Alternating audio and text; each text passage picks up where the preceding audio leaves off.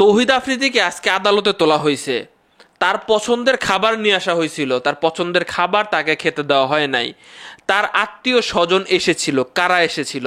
তৌহিদ আফ্রিদি এখন যে সমস্যাগুলোর কথা দেখাইছে, খারাপ লাগতেছে একদিক দিয়ে।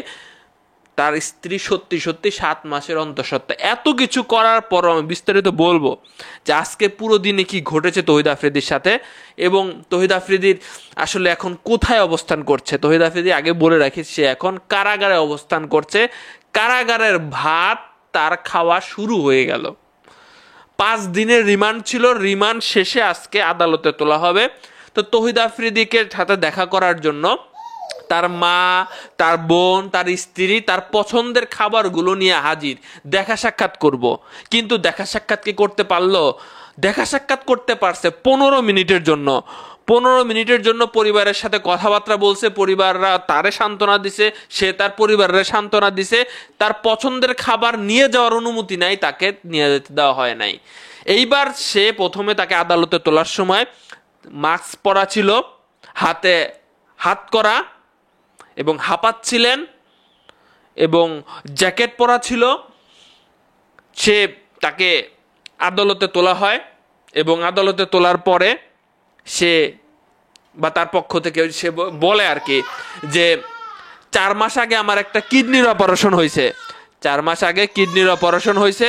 তো সেইখানে আমার অবস্থা খুব খারাপ, আমাকে ইনসুলিন নেওয়া লাগে, আমারে ইনসুলিন নেওয়া লাগে। তো এখন এদিকে আমার স্ত্রী 7 মাসের অন্তঃসত্ত্বা, সো আমার চিকিৎসার প্রয়োজন, খুবই অসুস্থ অবস্থায় আছি আমি, এবং তারে দেখেও হয়তো ওরকম লাগতেছিল। তো প্রকৃতপক্ষে এগুলো কথা তিনি আদালতে বলেছেন। এটা বলে তিনি জামিন চাইছেন। তিনি সে যে অসুস্থ, আমরা কিন্তু এর আগে দেখেছি যে বিভিন্ন সময় অসুস্থ ছিল আর কি। তো জামিন চাওয়া হয়েছে এবং বলা হয়েছে যে এই মামলার সাথে আসলে কিভাবে সম্পৃক্ত, এভাবে জামিন চাওয়া হয়েছে। সো আদালত থেকে বলা হয়েছে যে জামিন তো দেওয়া হবে না, জামিন না মঞ্জুর করছে, যে আপনাকে আপনার চিকিৎসার সুব্যবস্থা করা হবে। এবং একটা জায়গায় আমি দেখলাম যে ডিভিশনের কথাও বলা হচ্ছে।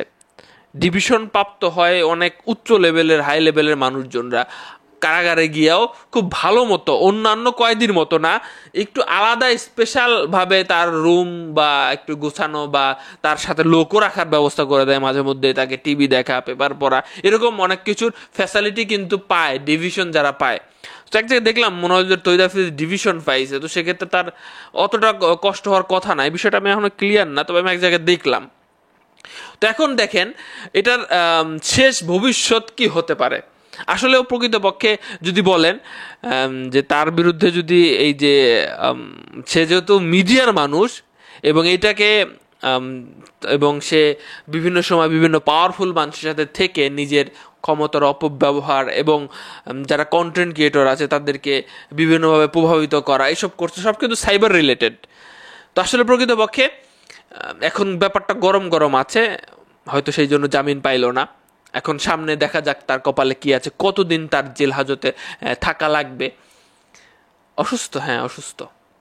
এদিকে রাহি আস্তে আস্তে পোল্টি মারতেছে দেখলাম, কয়েকদিন আগে রাহি শিকার গেল অনেক কিছু, এখন আবার দেখলাম যে রাহিরে যখন দলীয় ট্যাগ দেওয়া হচ্ছে তখন সে একটু পোল্টি মারতেছে।